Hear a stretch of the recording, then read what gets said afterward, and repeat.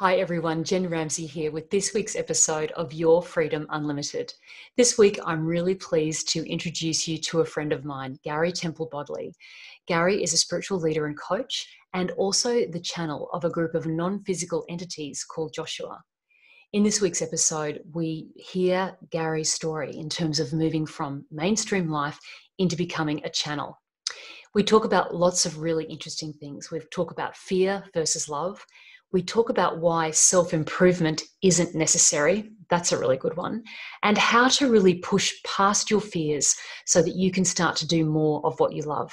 And as you know, that's what we're all about here at Your Freedom Unlimited. So I encourage you to listen along with me to this interview. It was a really great chat. Gary, it is great to talk to you this week. How are you? Awesome. I'm going to start with one tip on freedom. Mm-hmm. The freedom that you seek is not trying to get everything perfect. Just doing it. So true. I love it, Gary. I love it. We've just been having a conversation before we started about freedom and trying things differently. So, and you're right, not perfectionizing. So that's definitely some of my old character traits. So I'm really grateful for that, to have that. This podcast is all about, I guess, that notion of really stepping into freedom and how we can feel more free within ourselves. So could you just share with us a little bit of your backstory? So how you came to actually come to some of these awarenesses yourself? Okay, well, that's really a boring story. I was living in America. I was trying to get rich. I was trying to be accepted. I was trying to get people to appreciate me. Mm-hmm. I was trying to be looked at like this successful guy in order to get in with the in crowd. Mm-hmm. And I was, and it didn't work. And all my friends were successful. And we're all at parties and going like, what are we doing to be, there's got to be more than this. Yeah. And so it started to unravel for everyone. My unraveling was at the financial crisis of 2008, lost millions and lost my home and my office and my other houses and my car and my boat and all that stuff. And my friends, if they didn't lose money, they lost marriages, or they went, in lawsuits, or they got DUIs, or something happened, right? All of us unraveled because chasing that idea of freedom in, I'm going to make enough money so I can be free. Well, that never works. No matter how much you make, it doesn't work, because you always have to reward yourself for all the effort and struggle that you put forth. So my reward was a boat, a nice car, going out to dinner, playing golf. And I look at it now and go, what a measly reward for all those hours and hours of effort and struggle to do this stuff. So luckily I lost everything. And, someone could say, how would you say that luckily you lost everything? Well, it made me rethink what I was doing. Mm-hmm. And right at the time when I lost everything, a really, really good friend of ours, Deborah Joe, brought us The Secret. And that started this whole journey of self-discovery. Now, The Secret, being from Australia, was this huge thing at the right time. It was massive here too at the time. And it was an Australian who brought that to light. Exactly. Burn. Yeah. Yeah. Mm. And from there, we must have listened to that 10 times. We had the CD. Mm-hmm. And then in our own library, we found Ask and It Is Given by Esther Hicks and Abraham. How interesting. So we listened to that. We had it the whole time. And yep. I had listened to it before, but it didn't make sense. And then I listened to it again. And then we booked a trip to Asheville for the 2-day workshop, which is the big one they have every year. And then we started changing our lives and started saying, instead of living to be successful, what if we just followed our passions? What a great idea. Yeah. And so I said, well, what would my passion be? And it took a little while to figure it out, but it was renovating houses and playing poker professionally. And then my wife at the time, Lily, her passion was, she always an amazing designer, but her passion was to take this furniture. We were living in Florida, so people would move from the north with all this brown furniture, and she had upholsterers and painters, and they would lacquer it in Florida colors and reupholster it and just make these crazy, incredible things out of people's old stuff, but it was high quality stuff. And so she started this big store. I started renovating houses like crazy and playing poker, and it was really fun. And everything just lined up. Everything worked. Well, then living this nice life, completely different life than I had before, and then I started meditating. So if you want to start freedom, you start with meditation. So true. You know what? That is of every single interview I've done for this podcast. Meditation is that golden thread that just runs through every single one. It's so powerful. So tell us how that journey was for you. So I started meditating 7 years ago this month. And it was very hard, and I had resisted it for a long time, but I had this super obvious inspiration. So I just started with the Abraham meditations, 15 minutes.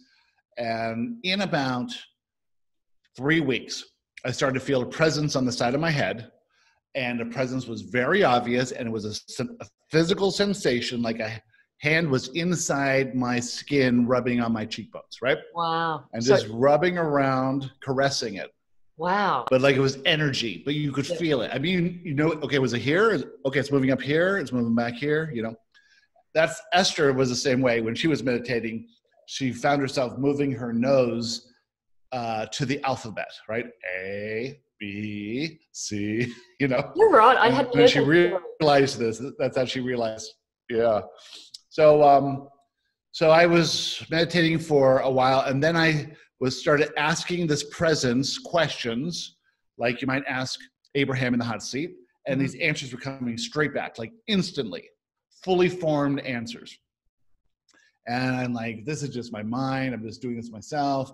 And I just kept doing it, and it was like so different. And then one day I said, who is this? And they said right away, we are Joshua. And so now I have a name for this. And so I keep going. I don't really tell anyone. I don't believe it. And then one day on November 15th, 2013, they said, get up and go right. So I got up out of bed, went in my home office, closed the door, turned on my computer, and just started typing. And in about a half an hour, as fast as I could type with 3 fingers, 3 pages were written. And that's the introduction to this book, A Perception of Reality. Which is a great book. And so I came back the next day and the next day, and in 56 days, the whole book, 300 pages, was done, right? Imagine typing something as fast as you could possibly type for about half an hour, 40 minutes a day, where you just get exhausted and leave off one sentence, and the next day you start at that sentence and type another 3 or 4 pages, right? What a gift. And then in 8 weeks, it's all done, and you go back and you don't change a thing except for typos. What a gift. How did you feel? Yeah. How did you feel when all of this was going on? Well, the first day I thought it was a bunch of gibberish. I couldn't understand it, you know. And then I printed it out, and our friends Deborah Jo and Frank came over for dinner. And after dinner, I gave them 3 pages, and Deborah Jo read it out loud, and she started crying. Oh. And it was like, when you heard it, it was like just amazing, this stuff coming through. So next day I did it again, and then started sending out emails of what was written that day. And then people would send them to people. And really, in that first 8 weeks, this huge Joshua community grew out of that, because everyone was so fascinated by what was being written. And then people started sending questions for Joshua. So I would do the book, then I'd sit down and do someone's question, right? And so it would just come straight pages. Out. So right. People who read the book, they started asking their own questions, things that were on their minds. Yeah, and people sent it to other people, and it grew exponentially like that. And then, so on the 56th day, the book was finished. And everyone's bummed because it was so fun to read along with it all, right? The next day, the next book starts, Health, Wealth, and Love. Also 122,000 words, also 8 weeks, just like that. So 2 books in 16 weeks. And I had never written anything before, right? Wow. So that gave me this idea that there was something to this. It was like a quick start program. And so I started sending books to people and bloggers, and I sent one to Jules Johnson at Law of Attraction Radio Network. And she's like, you've got to have a podcast. And so I put together a podcast that was 5 years ago, with 3 friends. And we called it the Law of Attraction Roundtable. Mm-hmm. And we just started taking these questions and then reading what Joshua's answer was and having fun and doing like that. And then she invited me to be a speaker on the Law of Attraction cruise. So I went and did that with Pam Grout, who wrote E Squared, that big Law of Attraction book. And then she said, well, while you're here on this cruise, I'm a hypnotist and I'm going to hypnotize you and bring Joshua out speaking. And I'm like, okay, I never thought that was going to happen. And then she hypnotized me, and then Joshua's been speaking ever since. Wow. So that whole time, that was all just silent writing. You were channeling the writing. Right. That's amazing. And then after that one session with Jules, you were able to then speak. Well, it was a few sessions, yeah. But the first session, Joshua came right out. Wow. But my eyes were closed. I was laying down. I was hypnotized, Yeah. And then she would do it through Skype with me when we got back home. And then after 4 or 5 sessions, then it was a matter of meditating first, getting myself prepared, and then doing it, right? And it was like stage fright because I didn't know it was going to come through. And now it's just anytime, anywhere, easy. Just fantastic, Gary. So what an amazing story. Your story is an amazing story. And I've known you for a bit over a year now, and I've been part of your community and just absolutely love it, and all of the teachings that Joshua's brought forth. But you again, that journey that you've gone from, it's interesting you said the boring story, but that life of sort of trying to work with the external conditioning and trying to fit in with how things would look on the outside, yet not having much of an internal landscape. And then the flip of that, working with Joshua, particularly when you're in those early years, when you're just writing and it's a very internal process for you, you must have got to know yourself much better during this process. Well, it's been 7 years. Well, it's been, 3 years actually with Abraham, and then 7 years with Joshua. And what I've learned is that freedom only comes from self-discovery. Yes, and discovering your authentic self. Because the persona that we put forth, trying to get love and appreciation from others, is not who we are. It's false, and it's super limiting. And it limits our freedom. Because we can't do this, because what will they say? They won't love me if I go and do this thing I want to do, right? They won't love me if I all of a sudden want to start a podcast or want to start, talking about the things I'm interested in. So you can't have freedom if you have a persona. So you let go of that freedom. Now, the interesting thing about that persona is the ego has to defend it. Because you've created this idea of yourself, and if that gets challenged, then that's when the ego rises up to defend it. Absolutely. And what a powerful thing it can be. Yep. Yeah. When you get rid of that persona, when you make it malleable, when you say, listen, this is who I am. This is what I'm interested in. This is what I'm going to do. This is why I'm here. This is what interests me. I love you. I love myself. I love these conditions. I accept you. You can like it or not, whatever. I have to be who I am. And then that persona becomes like mud. It just it melts away, right? And so now the ego has nothing to protect. So now you can be authentic. Who cares? Who cares what you look like? Who cares how you sound? And when you're being authentic, then you start receiving thoughts, right? You start receiving thoughts from where? From your inner self, from source, from inspiration. And this conversation right now becomes a spiritual conversation, spiritual connection. So you're connected to your inner self is connected to my inner self is connected to me, and now ideas are just flowing. That's it. And we can just step into this place. And I agree with you. When I think about the journey that I've been on myself and even the notion of doing this particular podcast and talking about these particular things, and I agree with you. It's about freedom is very much about allowing yourself to be your authentic you, not to be how you think others need to perceive you. So that's exactly what you've just described perfectly is the journey that I've been on with developing this podcast, because there are topics on here. The topics we're talking about today, some people in my wider circles might go, wow, that's a bit interesting. That's quite out there, or something I've never heard about before. But these are the topics and these are the things that I'm interested and inspired to talk about, for us to have these sorts of conversations.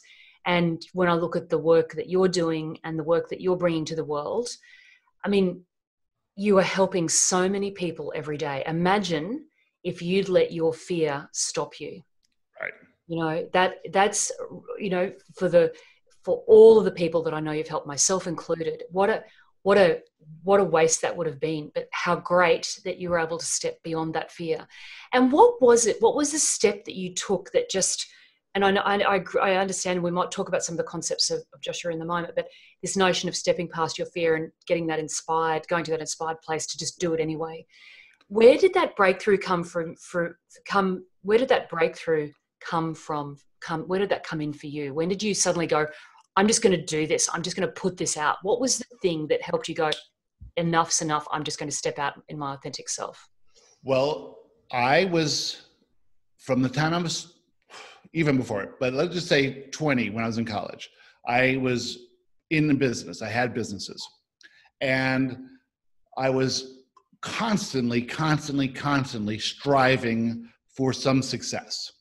And I was making it, and then it wasn't enough, and I was losing it. So I had 30 years experience of trying to make me feel good from doing stuff, right? Living that American dream. Yeah. So luckily I had that 30 years. And so when I lost everything, I had to come to a realization that that wasn't working. And so that's when I allowed The Secret to come in. Before that, I would have said, that's nonsense. You know, what do you get rid of this visualization stuff, you know, this positive thinking stuff. And then it resonated with me. So I knew I was being guided. I know it now that I was being guided back then. And then Ask and Is Given was right there. And then the inspiration to go and see Esther. And then I was at a point where I could allow that all in. And I was really interested in it, you know? So this is the thing. If something resonates with you, there's way more to it. Absolutely. It's about listening to what's resonating, isn't it? This is like the key. Yeah. And then the channeling part was weird, but it was so cool. And I didn't know anyone else channeled in the world. Now I know that the channeling is like singing. Everyone can channel. Some people are naturally talented, but everyone can improve their ability. So just right, we're receiving thoughts now because we've gotten to this place where we're comfortable with each other, we know each other, and we like each other. And so there's not a lot of fear in this conversation. So the words come easily and the thoughts come easily. Well, that's what channeling is getting yourself to a place where you accept the words to come. Yes. And then you open up your belief system and not enough to let it just flow through you. Okay, but then you still have to contend with the fact that you could be crazy, you know? It's a question you could have asked. Which I did, right? Yeah. And I'm like, and I did not tell a lot of people. I still haven't told some friends. Really? And it took me 3 or 4 years to tell my brother and my parents and all that. Mm-hmm. But you know, I told my good friends right away. And what was interesting was, here is a guy who's trying to fit in his whole life and try to be conform, to be accepted. And now you become this other person who's totally weird. And when I came out of the closet to my friends that I'm a channel, I got nothing but love and acceptance. You know? How beautiful. What great friends, hey? What great friends. Well, on the other side of your fear is where everything you want exists. Absolutely. Yeah. So true. So true. Yeah. So how great is that? And I mean, let's just put some context for people who are listening or watching this. This was all happening about 7 years ago. So there was less discussion of many of these topics at that time. So it could have been scary. And as you say, coming from that background of trying to fit in, and here suddenly you're doing something that was quite the polar opposite, really. So, but how wonderful that as you stepped through, all you got was love and acceptance from those friends. That's just fantastic. Yeah. The funny thing too is I was playing poker professionally at the time, and I lived 2 miles from the biggest poker room in Florida, maybe in the country. And I am going in and playing these tournaments with lots of people that I become really friends with. But this is a a hodgepodge of the population. We have super wealthy people, we have young kids, we have all types, there. And I've becoming friends with all these people because we're playing a lot.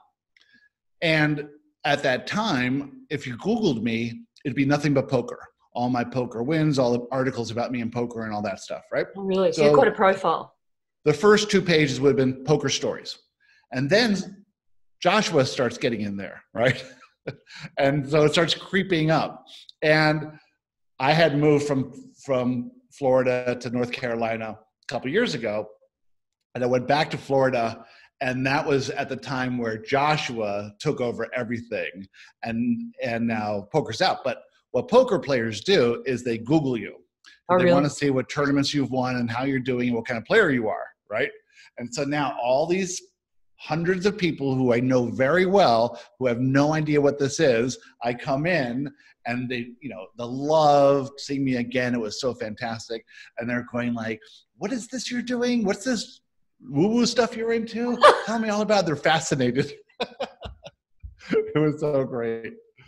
Yeah. I love it. And so and there's an interesting, because you've just used a term that I know can be a bit of a trigger term for people in this moving into this area of this, into this zone of thought, is that fear of being seen as woo-woo. So they use that term with you. How did you deal with that with them in that room? I mean, I can just see it, all these people coming up to you, and how was that for you? Did you just like water off a duck's back? You were feeling good with all of this at that point? Oh, great. So you're By that time, everyone, I'm very, very popular in that group and had a lot of fun. And that's how I really did well in poker, because I took all this info that's being downloaded from Joshua about how to live life, not attached to an outcome. You're here for the experience. You're here to create relationships. You're here to accept everyone. You're not here to have them think of you in a certain way. Yeah. You're here to do what you're interested in.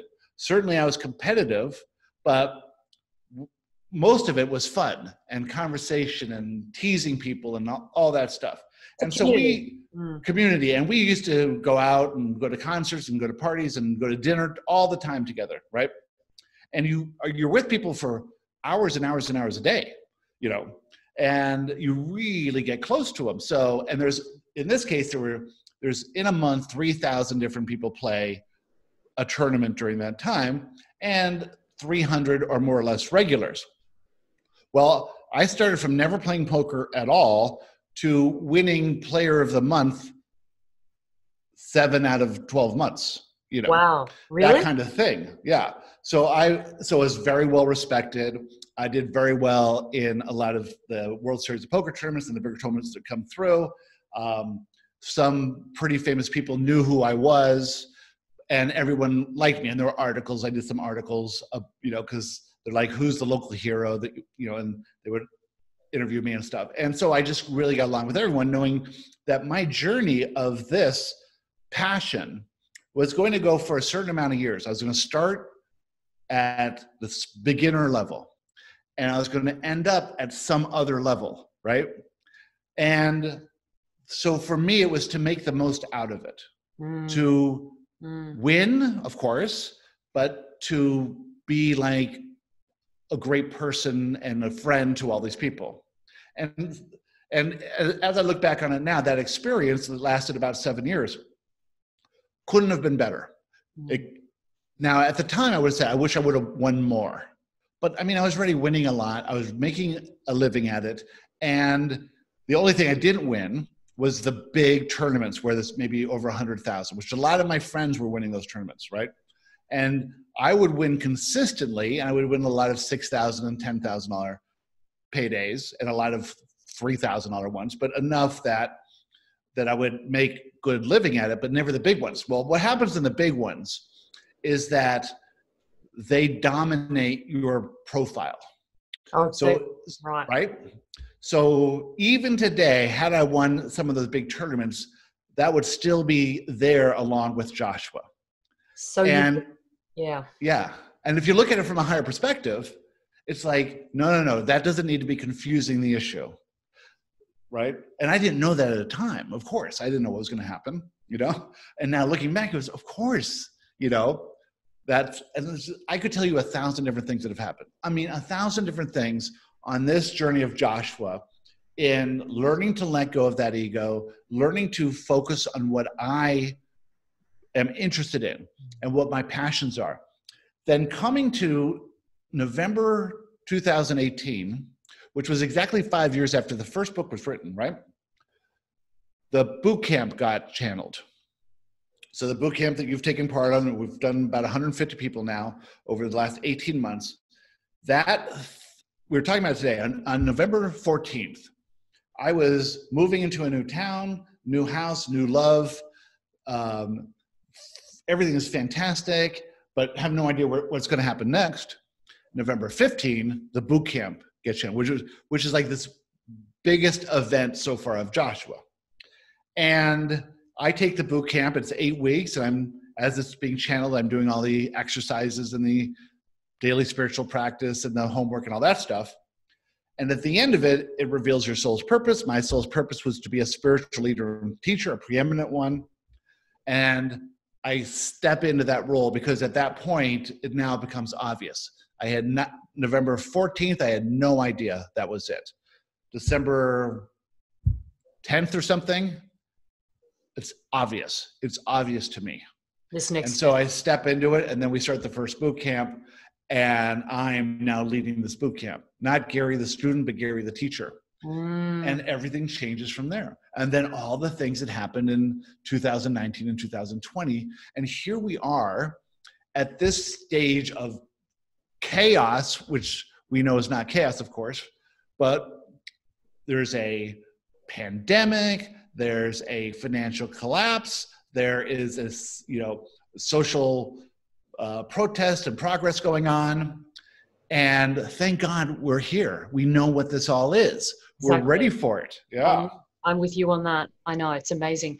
So thank you just for sharing those steps. I want to get more into what that means in a moment, but just to sort of, if I listen to what you've said, and we've obviously spoken many times before, but just those steps, you were led. I think it was fascinating how you were able to use all the principles you were learning through Joshua. You were able to put them all physically into practice in your poker tournament days. And I don't know anything about that industry, so that's really fascinating to hear how all of that works. It sounds like a lot of fun and like a real community, and people, doing what you love. You're doing what you love, which you were doing. But how you were just led, there was step by step, through the process. But fascinating, isn't it, that you didn't reach that high level, that huge winner status, because it sounds to me like you would have taken on a celebrity status, particularly in that community, that would not, that would muddied the waters in relation to your other work with Joshua. Exactly. It needed to be that way. Yeah, I really thought that Joshua was like this sort of hobby, side thing, side hustle. and my real passion was poker. And so I really thought that it was going to be poker. And I would get in these big tournaments where the winner was $1 million or something, right? And I'm like killing it. And then crazy stuff happens, right? Over and over and over again. And I step back and go, come on, this isn't even possible. How could this happen?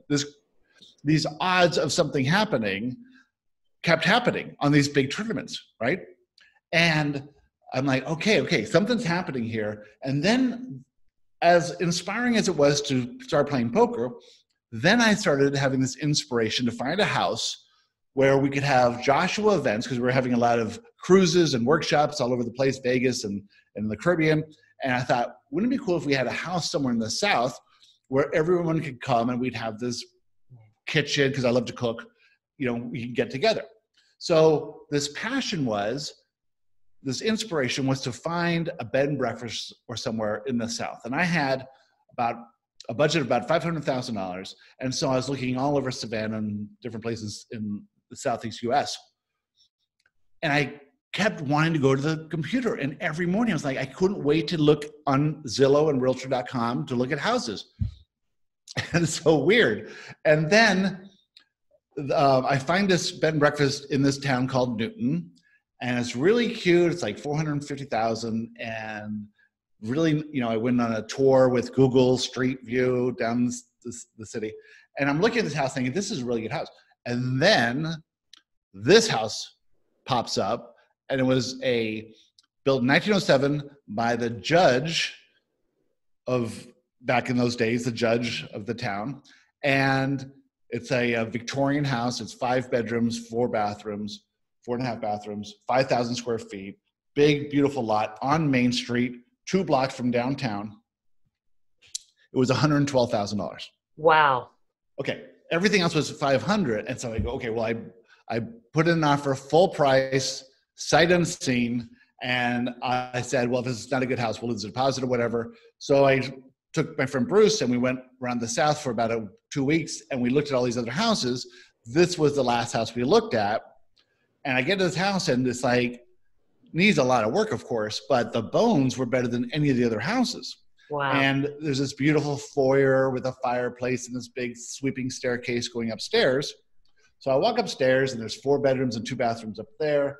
I walk down this hallway that cuts down the whole and goes to this back staircase. And as I'm going down this back staircase, I'm like, I've been here. I know where I am. This is the house that I've been in my dreams while sleeping dreams since I was 25 years old. Wow. Recurring all the time. And I'm like, where's this old house? What am I thinking of this old house for all the time? And here I am. Back staircase into the kitchen, big windows, backyard, needed a lot of work. Exactly what I was thinking of. So I get guided to this house, and here I am, no poker. So I had to be able to leave poker to come here. I had to be able to leave my wife to come here. And we left on really, really good terms. And she didn't want to pursue Joshua, and I had this big inspiration to do that. And so I just come here by myself. And I have a couple friends in the area and stuff. And then Tracy happens to have friends one town over. And so she hears I'm coming up here, and we know each other from Joshua. She comes down from Connecticut, and I take her on a tour of the house. We end up spending the weekend together and fall in love. And then she moves in with me in this house. It's unbelievable how it works out, right? But here we are. What a fantastic story. And again, led by inspiration, but there's so much guidance, inspiration, whatever we want to call it, but there's so much in that story. And the fact that was the house you'd been seeing since you were 25 in your dreams, like that is like goosebump moment.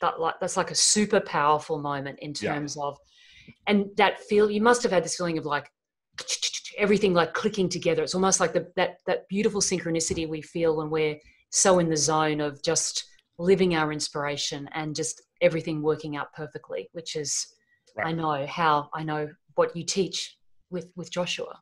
So this is the key. We have to know the fundamentals of this system.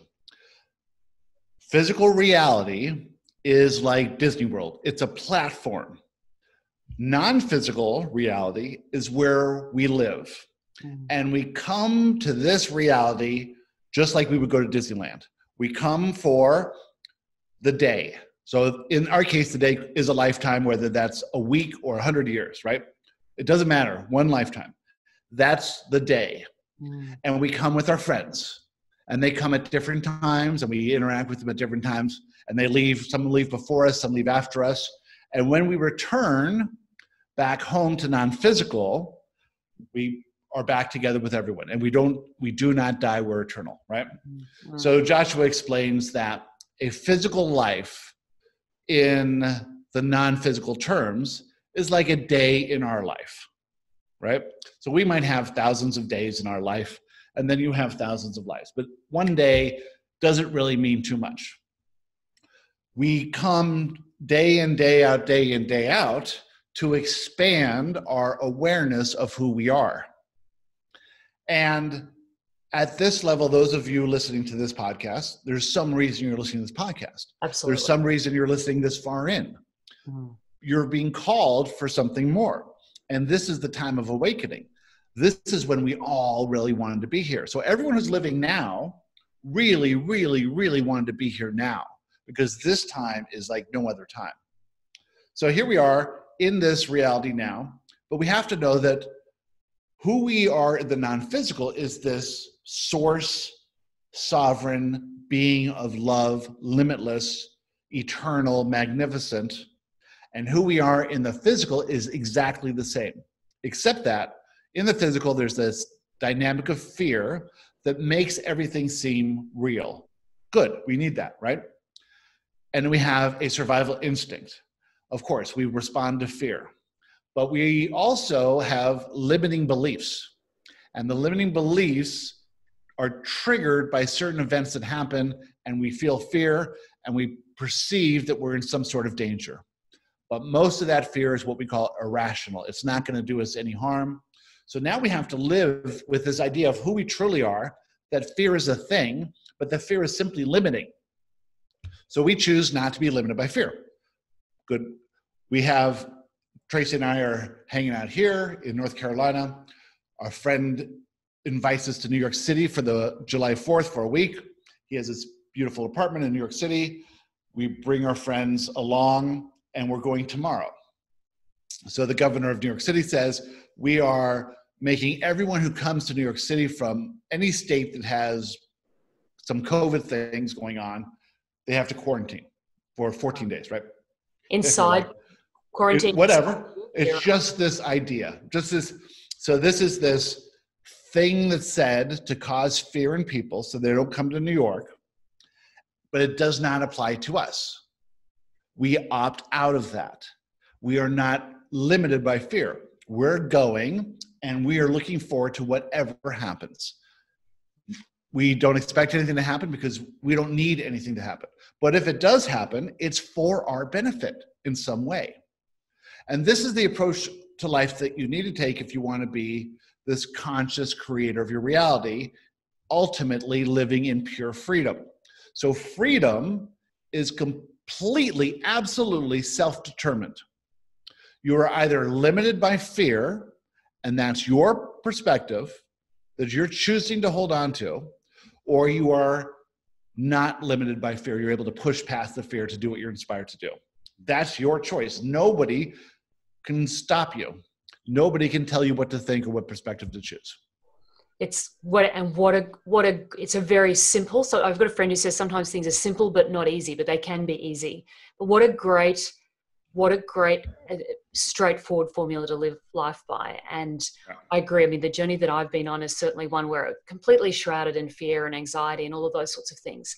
And I know my experiences have been, as soon as I start pushing through those fears and pushing past them, then everything has changed, because suddenly, and what I've realized is it's this, what I call it is the loosening of perspective. Like when you're in fear, you hold quite a strong perspective, or as you say, a strong limiting belief on something. But if you can just loosen that even by a little bit, just even by a couple of millimeters or an inch, as you would say in the States, then everything can change, because you're letting go of that structure. And as you said, that illusion that we live in yoga, they call it, I love this term, in the yogic tradition, they call it the Layla. Layla is this play, this theater that we come to live in.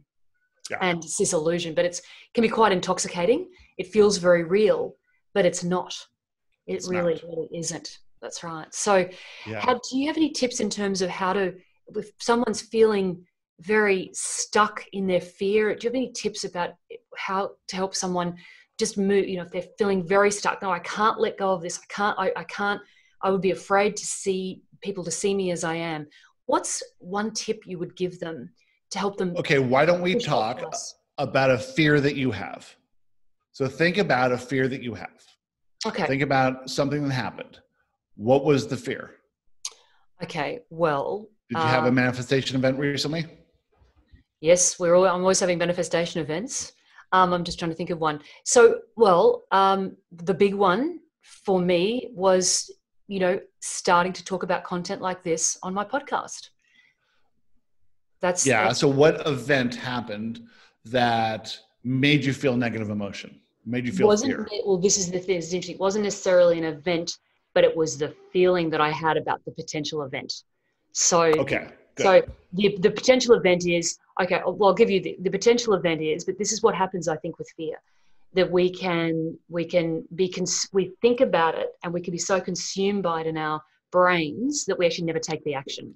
So the fear was, what will the people that I know corporately, what would they think because I do corporate work and I do private work, what would they think if they heard me talking about woo-woo things like channeling?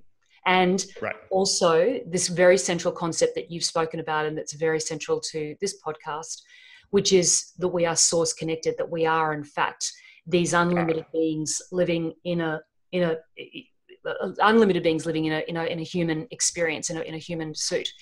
And so for me, I think it was episode 4 of this podcast, I recorded an episode called Remembering Who We Truly Are.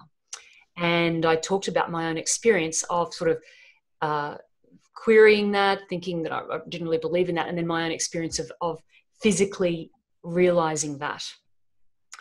But then the manifestation event is and still was, or was and still is, what would people that I know corporately think about me talking about things like that? That's a really good one to talk about. Perfect. Okay. So this is the more empowering way to talk about it, because what happened is you received inspiration.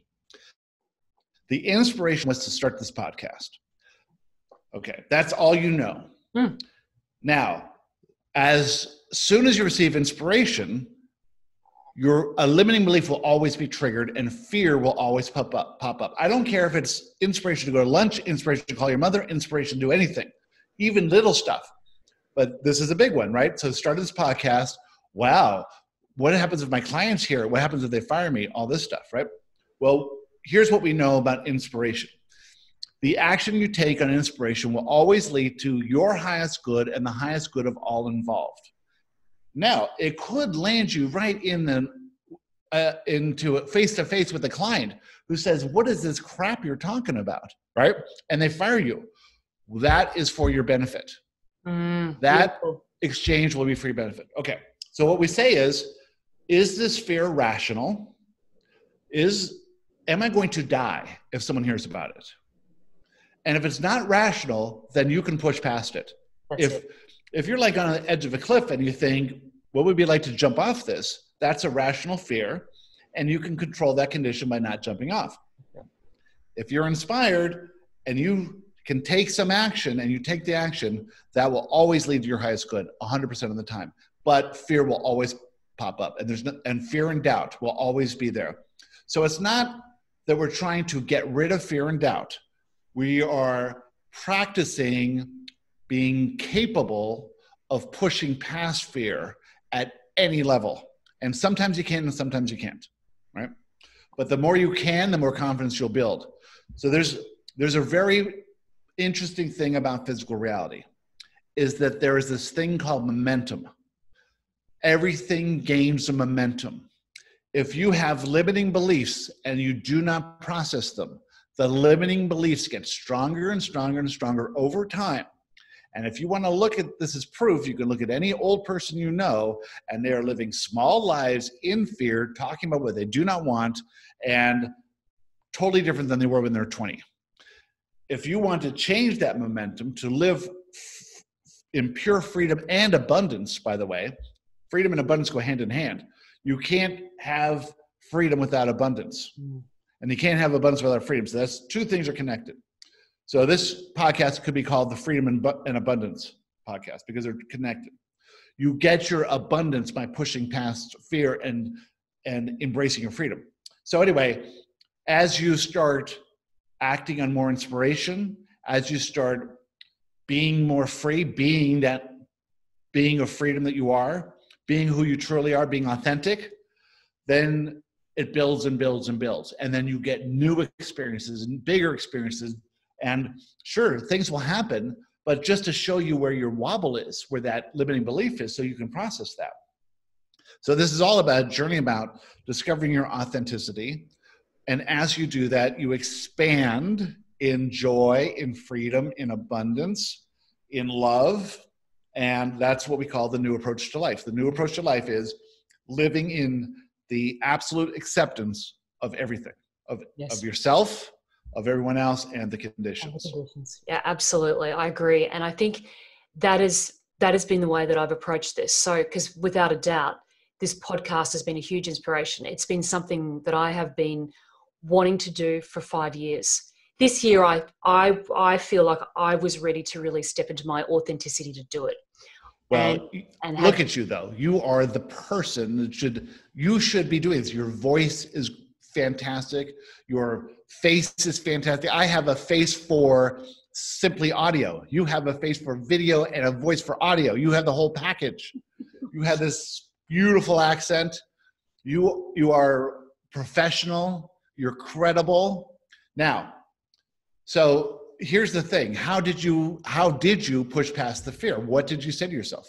Well, I just said to myself that the desire was actually really interesting.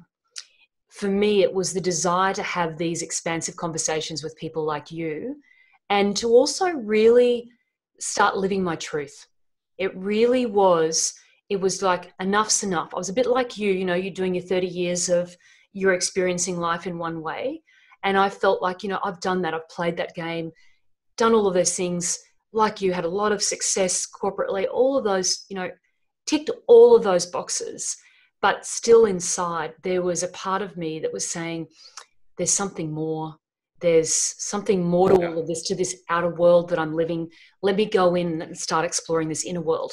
And let me tell you, it hasn't all been pretty. And there's been some really significant collateral damage along the way, without a doubt. But that it's been that, what I would say to you, and I think it's, as you've been drawn, I've been led by inspiration.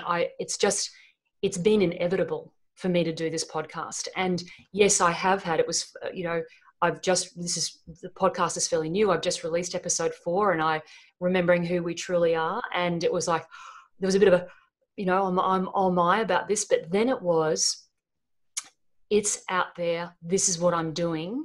And I know that there's a greater truth in this. And as you said so beautifully earlier, if I'm going to have the experience, I'll be ready for it when it comes. If someone does confront me, I'll use that word. But I suspect people won't. The feedback that I'm getting already is that people are loving it and are loving the content. So a bit like you with your friends early on with Joshua, there is that sense of love and acceptance. And I guess the other thing that crossed my mind yesterday is that the people who need to hear this podcast will hear it. Those who don't, those who are not ready for it, or those who would see it as woo-woo or, be negative about it, it's potentially not even going to cross their path anyway. And if it does, it does. If it doesn't, it doesn't. It's going to go to the people that are going to hear it. So that's been my own mental process because it is a very mental process of dealing with those fears. But it's an ongoing thing, isn't it? What you've done is you just explained to everyone how you push past the fear. You look at it logically and you say, this is an environment of attraction. We're talking about the law of attraction here. Those people who need this or who want this or who are seeking this will find it. Those people who aren't seeking this will never find it. In fact, you may have a lot of friends and you may post this on your Facebook, which you should post this on your personal Facebook page, right? And they will like it and say, good for you, but they'll never listen to it. So true. So true. Yeah. That's exactly. And I have posted on my personal Facebook page because I think it is of interest. But you're right. Some people will say it's great, good on me, but have never won't listen, and that's okay too. Yeah. That's exactly what you want, because you don't prefer the confrontation, right? That's the only thing that you didn't want. So here you are putting yourself out there, and the ones who resonate with this will find it and will really appreciate you for doing this. And the ones who are in your life will see it and go, great, but they're not going to be inspired to listen to it. And the ones who are inspired to listen to it of your friends will get it or get something out of it, and they'll love it. And that's just how this works with anything you're inspired to do. It's amazing. And it's so funny that fear just stops us from doing these things. I know.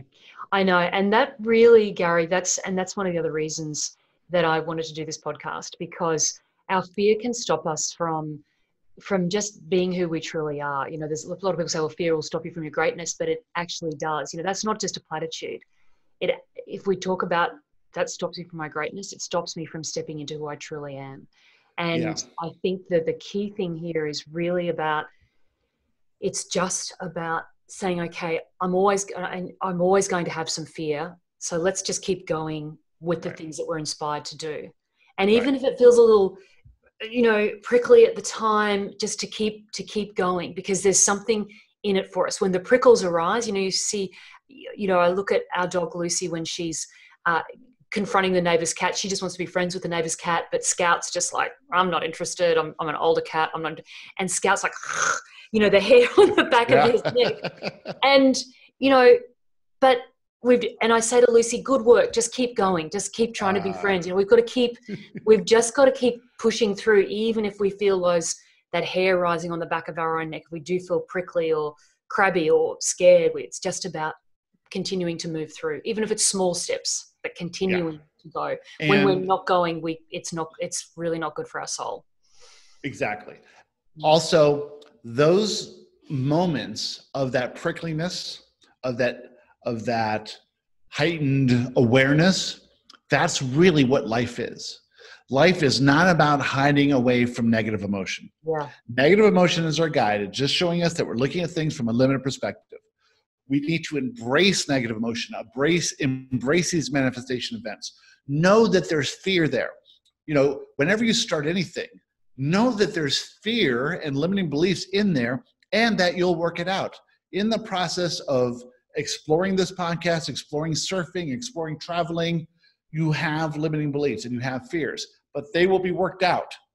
That's it. And if you can embrace those times when things don't work out, when things are needing a little bit more of your attention, things like that, if you can embrace that, then the fear feels different. It's like, okay, I expect this. Okay, I just need to throw in a few more hours of this. I love that. I love what you've said there. I expect this. And I think sometimes we can think, if I just hold myself up in my nice house, or I have my nice job, or I have a good family, or make sure that my kids are properly educated, then I will be immune to fear. Somehow, if I do all those things right by the external world, then I'll be immune to fear. But every single one of those things can bring up fear. And just to say, okay, fear is a part of my life and I'm going to accept it. Yes.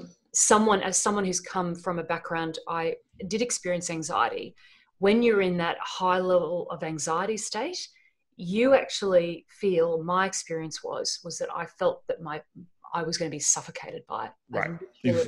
It's a physical, visceral feeling. So, but I think on my journey from that, and I don't apply that word to myself any day, but I've had that experience. So I don't apply that word to myself now, but I've had that experience. But what I learned in that journey was that the only way to deal with that anxiety was actually to turn around and face it and to embrace it and not try and push it away. It's paradoxical. Right. The more we push it away, the harder and faster it's going to come. What we resist persists.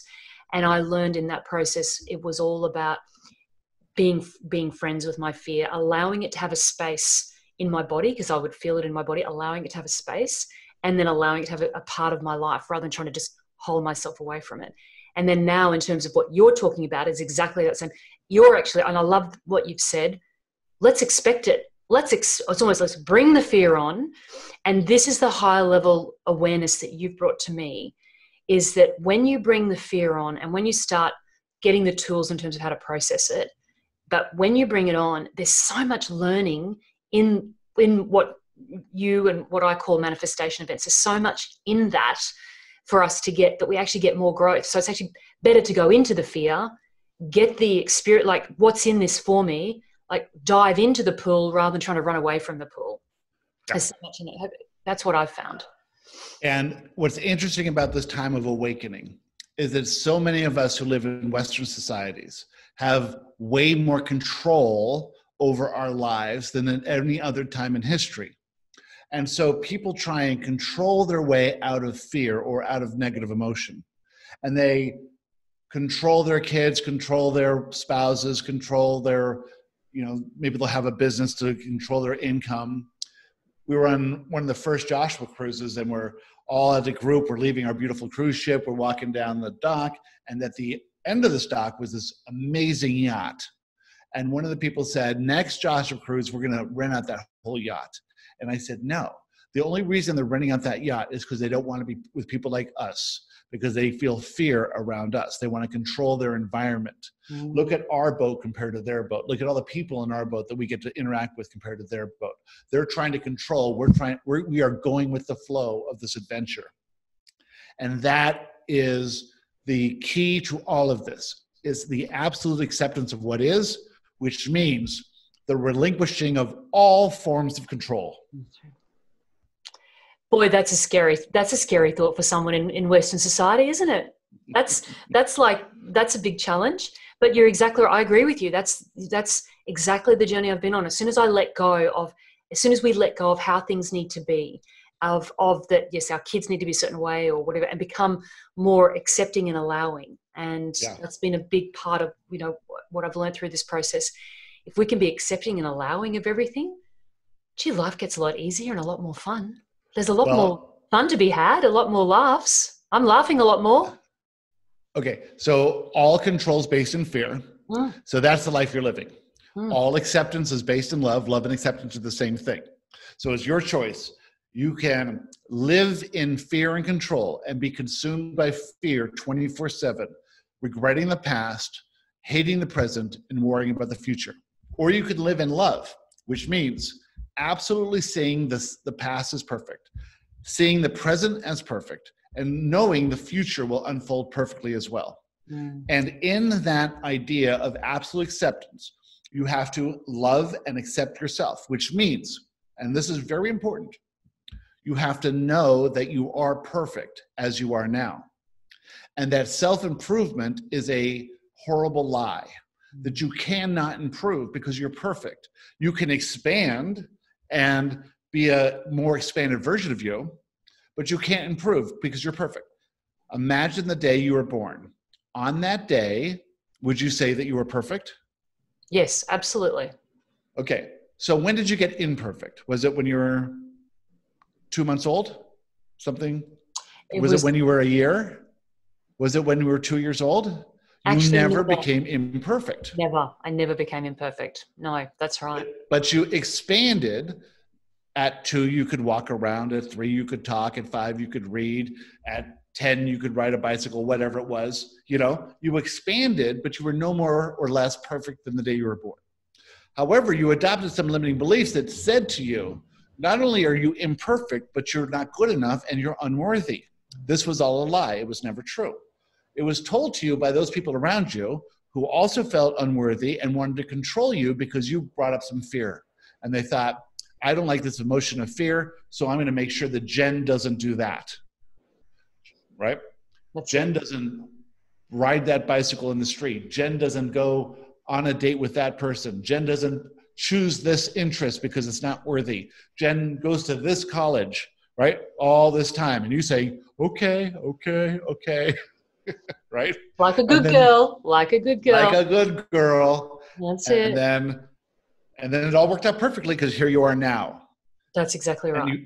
Right? So you needed to have that experience because all the people who will ever find you and follow you and listen to you are you before, right? They're all living the same life that you did. They're all following that path. They get to see you. They get to hear you. Your voice sounds familiar. Your face looks familiar. What you're saying resonates with them. Who you're talking to resonates with them. And they're like, oh my God, there's a different way to live. I can change. And the feeling of when you change from that old approach to the new approach, from living in fear to embracing fear, well, the sky's the limit. It's a radical change, but it's pure excitement, exhilaration, and joy. So true. So true, Gary. You're exactly right. And that is exactly the journey. And I'm grateful. I look back and I was thinking this morning of some experiences I've had, and some of them, we all have, as human beings, we all have tough experiences, but they do make us who we are. And if we can get the learnings from them, I think that's the big thing. It's about, and distance helps with the learnings as well, but for me, it's about how we now choose to live our lives. We can still enjoy, I think, and this is the thing, when you raised earlier about about, we've got to let go of control.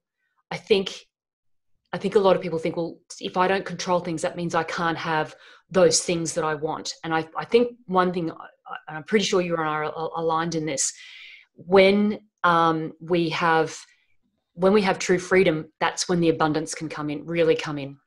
And so it's not about letting go of control and then going and living in a cave, or, living a poor life, or a life where you're, don't have the things that you enjoy. Our human existence is about having fun and about enjoying experiences like travel and so on and so forth. But what I've learned is it's the way that I approach it. I can still enjoy my Western culture lifestyle, but it's the way I'm doing it. It's the shift in perspective.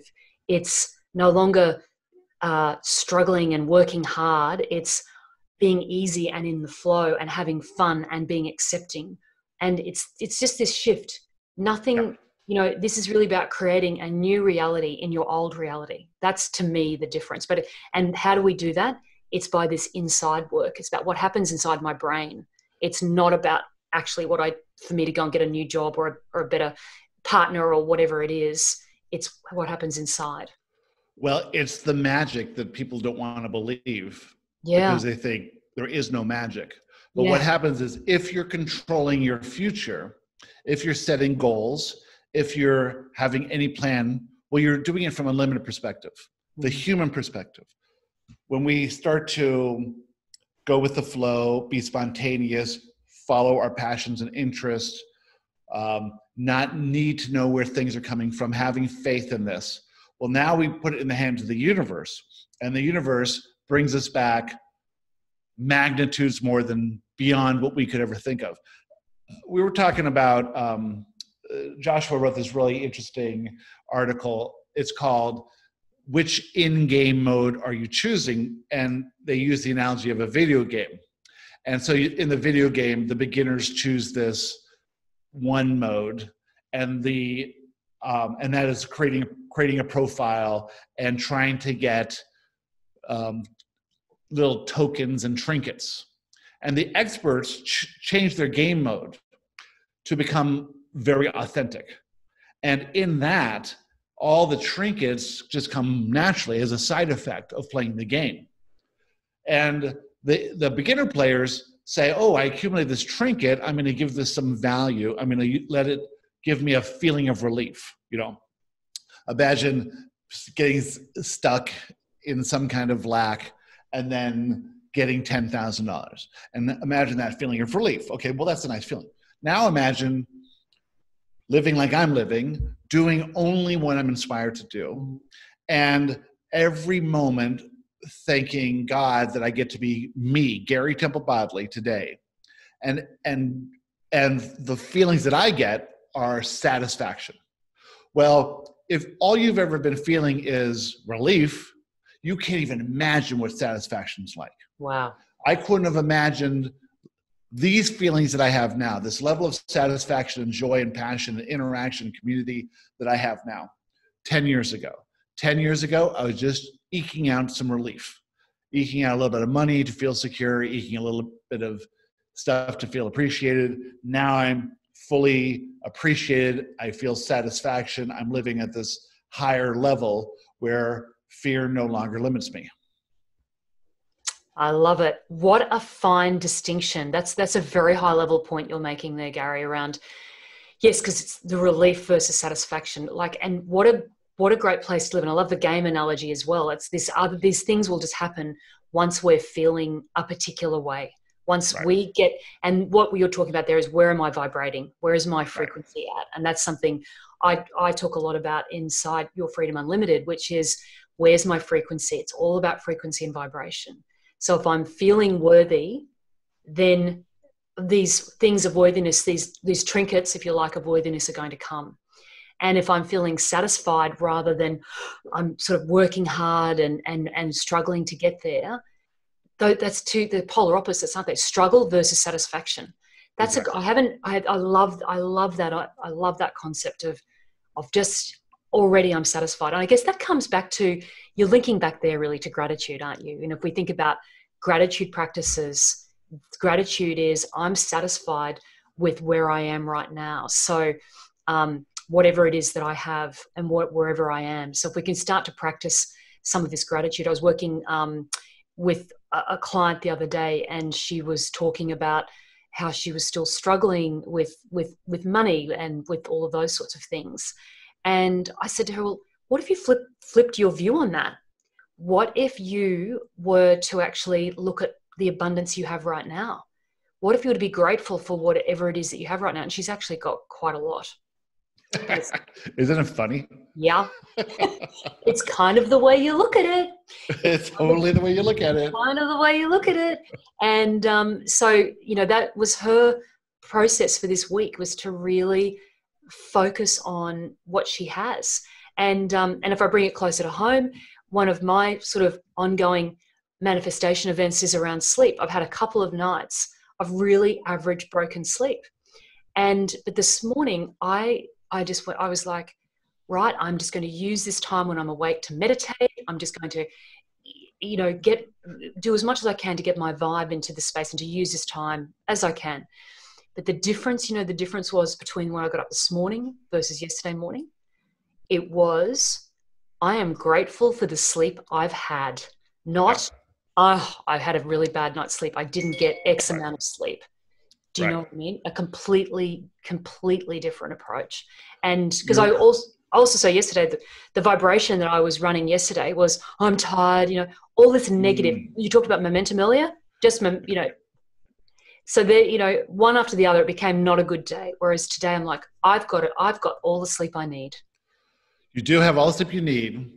Not only that, but you also are becoming spiritually awake. And what happens then is you'll start to wake up like I did at 3:30 in the morning last night. And what I do now is I think high level thoughts. Yeah. I think about these ideas. And one of these ideas was interesting, but I don't know if we have time for this, but I was thinking about fear.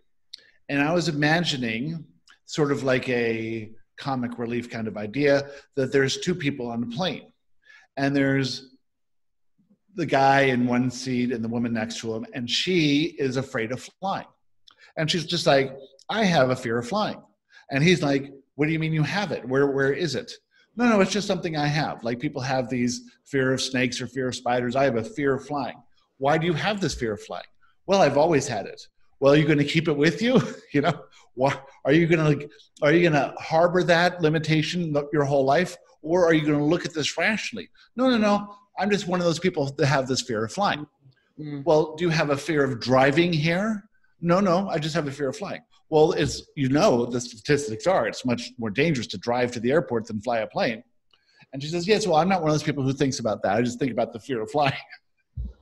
And I'm like, yeah, that's a very fun, interesting thing to spend a few minutes thinking about last night because it just points out how a rational person talking to someone who has a fear, the person who has a fear says, my fear is rational, And so these times when we're awake in the middle of the night, we can, instead of thinking about what I got to do tomorrow, what happened today, or where the worry is, you think about, what about this subject?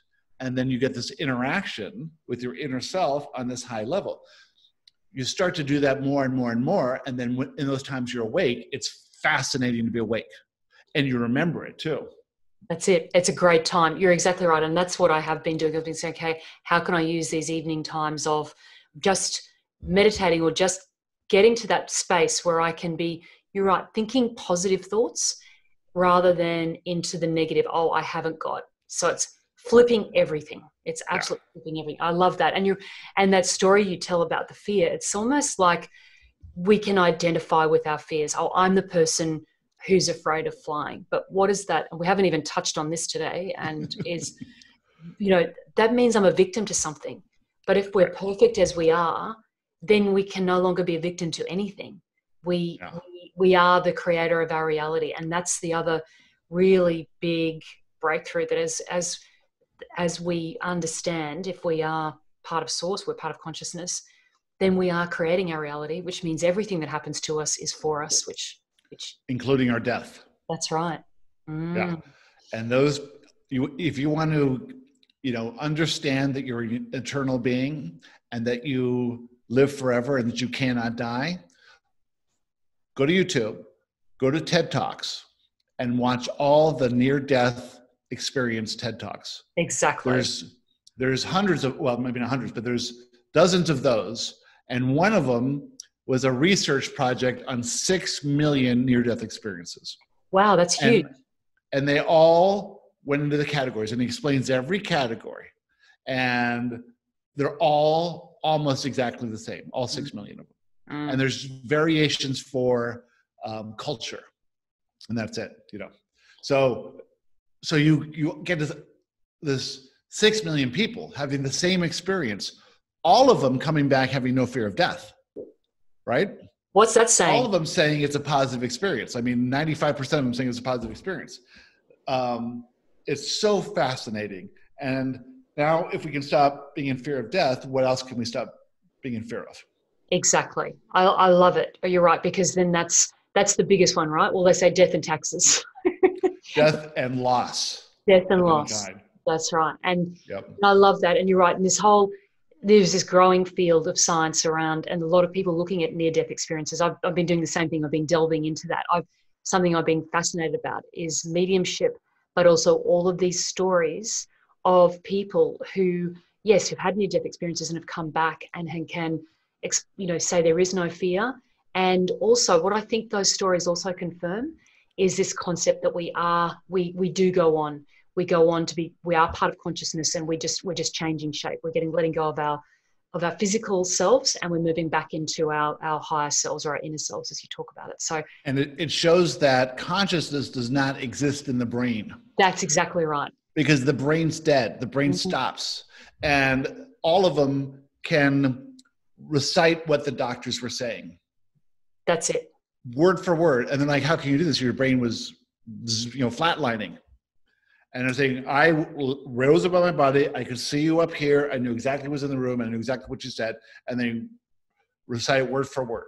That's exactly. And then the brain is not a thought factory.